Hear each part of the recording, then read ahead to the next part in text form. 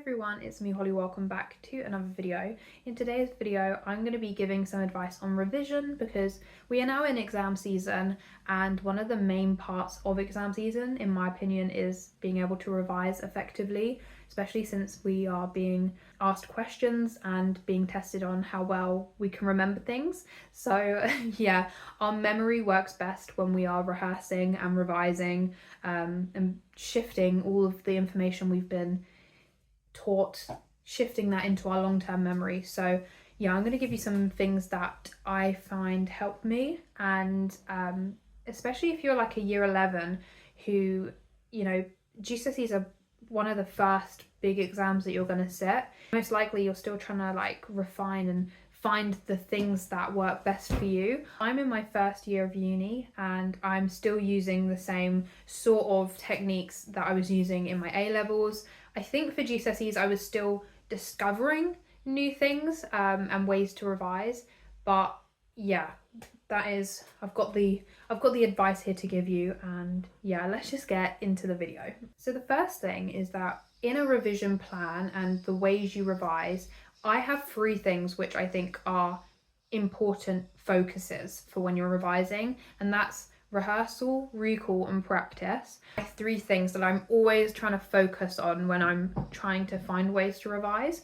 So let's start with rehearsal. Rehearsal is how you practice and go over content. So, you know, imagine you're an actor, you want to rehearse your lines, you want to keep going over them so that when you are asked to perform, you can just do it from your brain without looking at anything.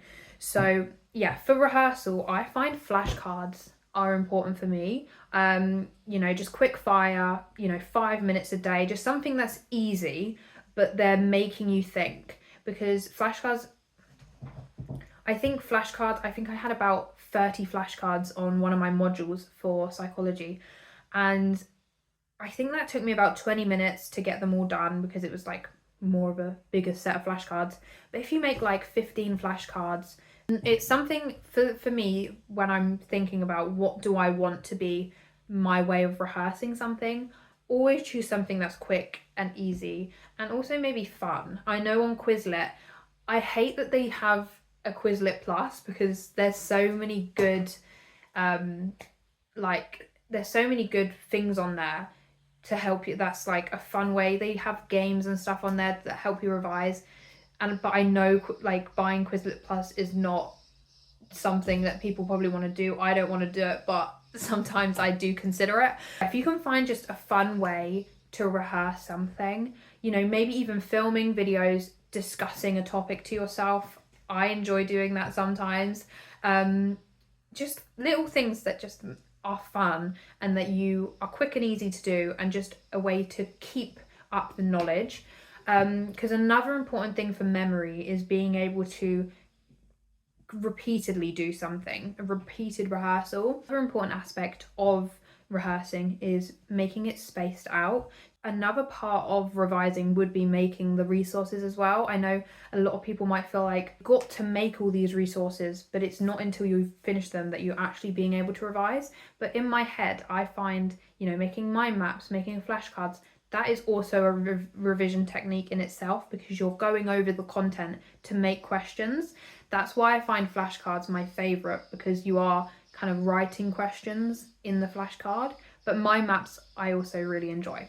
So let's say that you've made the resources on Monday. Obviously that's you practicing and kind of writing questions and stuff. Then maybe on Thursday, do the resources and see how much you can remember, and then make the period of time between them longer. But obviously if you're doing GCSEs, there are quite a few topics that you are doing because there's like a lot of subjects that you're studying. So that might not be as realistic to be able to space them out, but as long as you're doing like a quick flashcard here and there, then it doesn't have to be flashcards. I know they're not everyone's vibe, but just like a quick rehearsal type vibe, then that should be all good. So the next thing is recall. So to be able to recall your information would be questions. Maybe if you're with a friend, being able to ask your friend questions. Studying with a peer is quite effective in being able to remember the information as well, because you'll remember the moment that you've shared with that person, and you know, they might say something that you've never thought about, or you might say something that they've, and you're just being able to like bounce off each other. And if you've set it up to be like a nice thing that you're doing, like going to a cafe, then you're going to remember that setting and being, you know, focused and studied in that area. So yeah, peer learning is quite a good resource. But anyway, questions, just like writing your own questions or going online. I know for science, Cognito is a good website for questions. These don't have to be exam questions, because on my third point for practice, I've said exam papers. Practicing exam papers is probably one of the most important parts of revising ever. In A levels, I obviously, for psychology, I would, you know, look at the content, do flashcards, whatever. But my main thing was just looking through exam papers, studying that mark scheme like it's like I know it like the back of my hand. Do you know what I mean? Finding how these examiners mark things, so important. Like I would, and it's really embarrassing now thinking about it, because why was I such, no.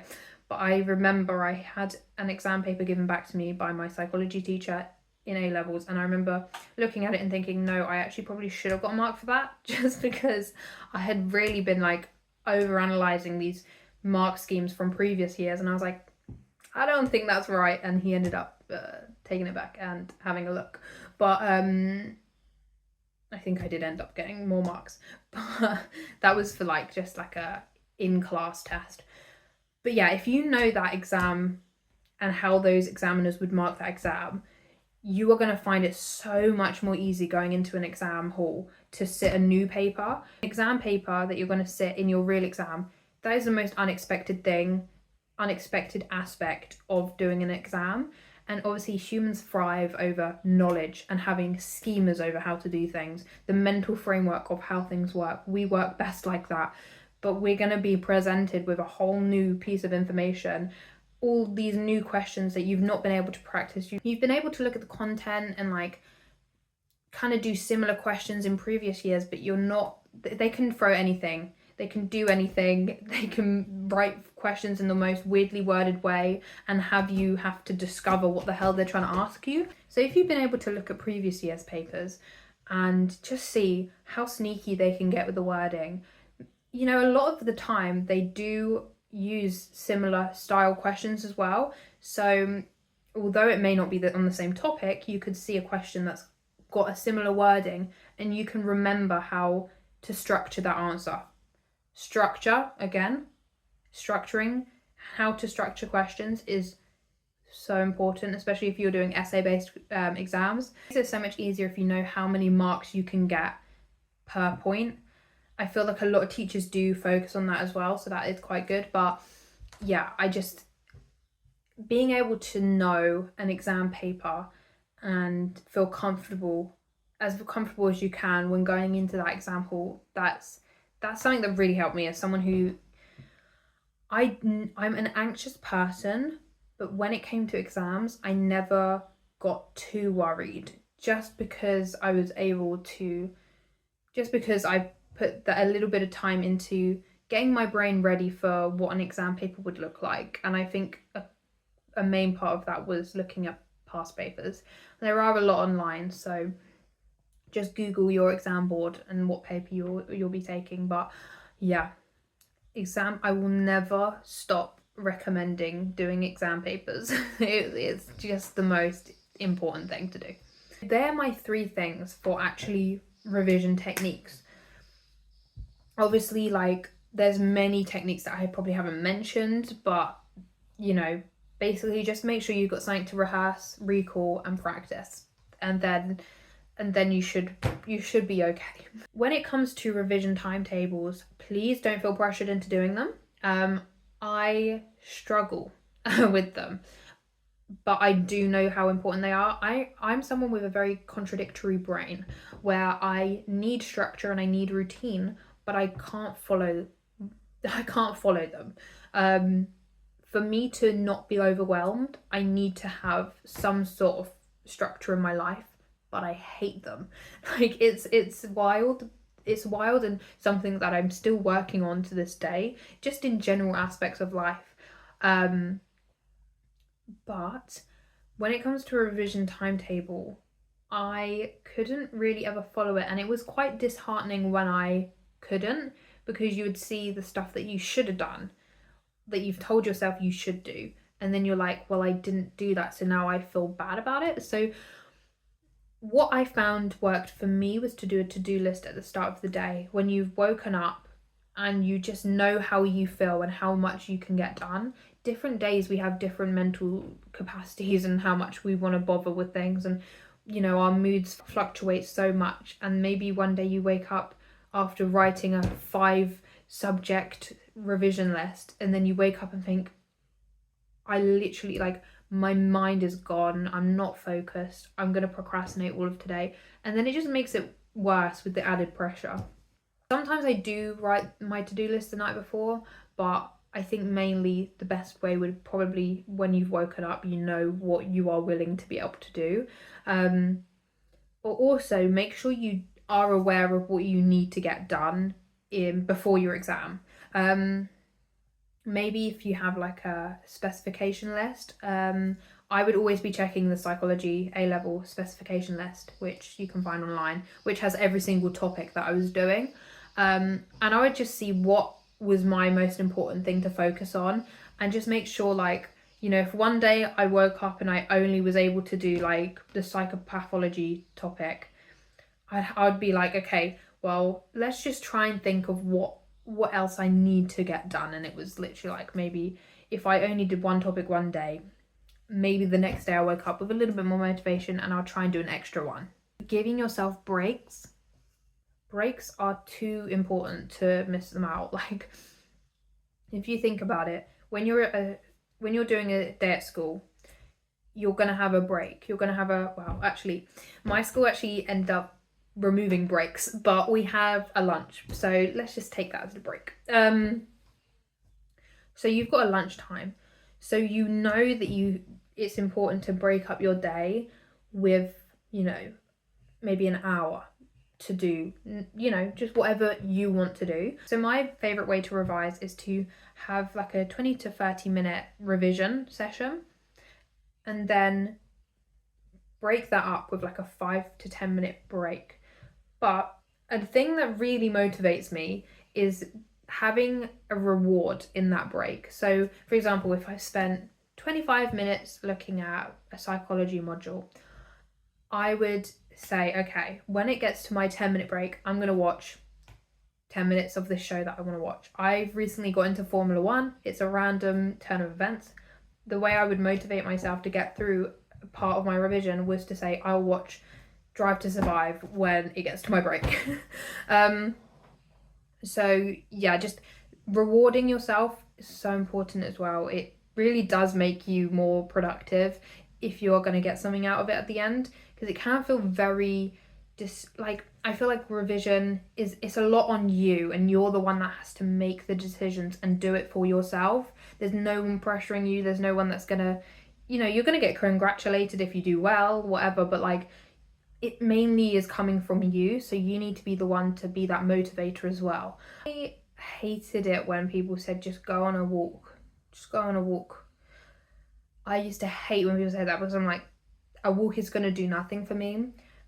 And, you know, some people might not think that walks are very useful, but in the last year, going outside and just seeing I love trees. I don't know what has happened, but I just love nature.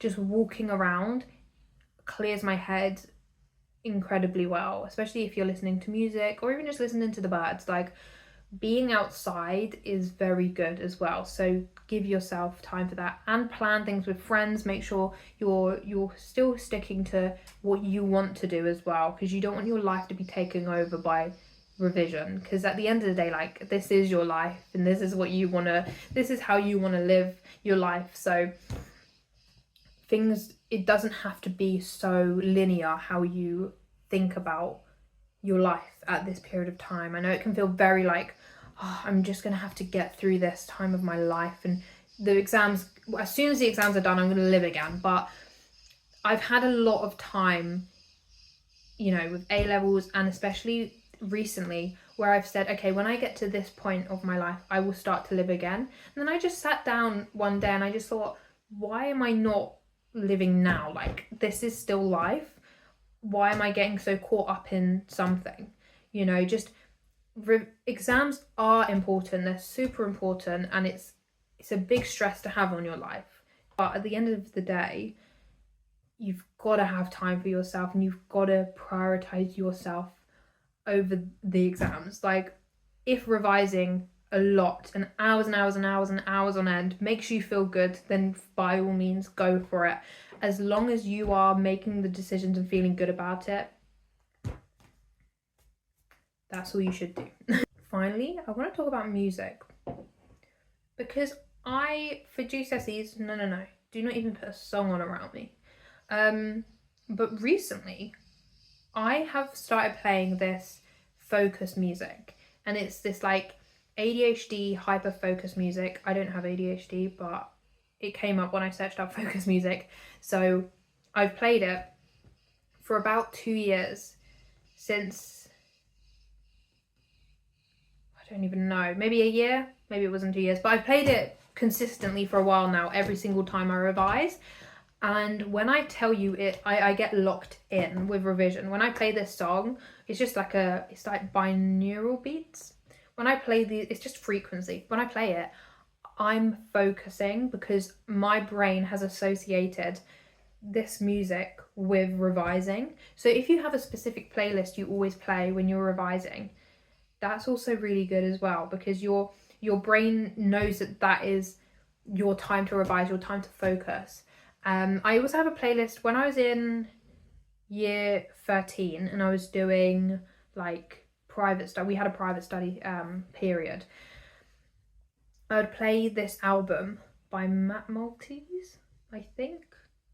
And now if I play it now, I associate that with studying so much that I kind of get the motivation to study. It's really weird, but our brain works in a way of learning with association. Like, that is how we kind of do things. We associate things together and it's just like our emotions can be impacted. Like, for example, nostalgia. If you listen to a song that you listened to when you were like a child, you're going to feel an emotion from that because you've associated it with something.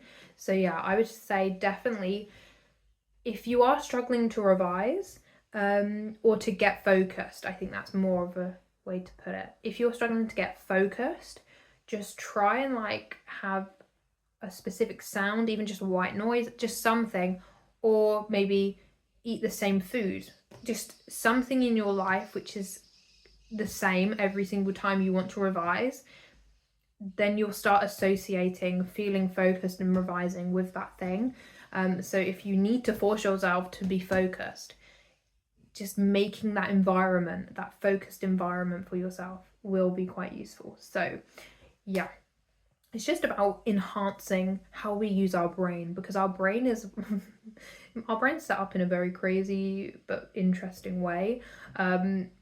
So there are things that you can do to make things more effective for yourself if you just know how your brain works. But yeah, obviously I do want to say everyone's different, everyone does things differently.